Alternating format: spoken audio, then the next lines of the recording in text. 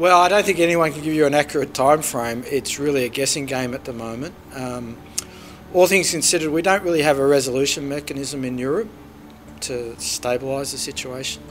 The risk is that Greece will probably exit the European monetary system, and we're probably looking, with the elections in mid-June, that it would be a 2 to 3 month time frame for that decision to happen.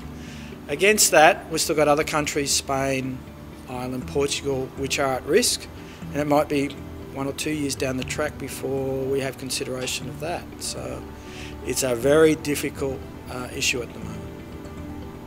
Essentially, we need to see lower interest rates in Australia. So the Reserve Bank, it has cut interest rates by 1% in the last 6 months. So we've got the cash rate down to 3.75%, but we probably need it another 0.5% lower.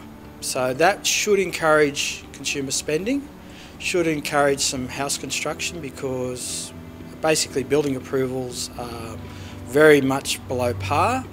We also need essentially a lower Australian dollar. So by cutting interest rates, it takes the upward pressure off the currency. So that should be helpful.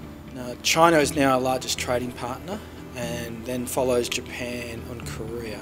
And for these economies, and Asia generally, is doing much better than Europe, and for that matter, America. So we are fortunate geographically, and we are fortunate in trade terms, that we are tied more to the Asian economies than we are to Europe and America.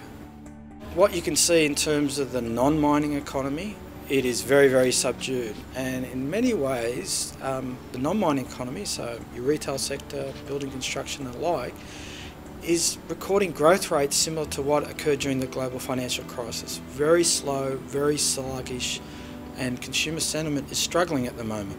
So the budget really wasn't a game changer from that point of view.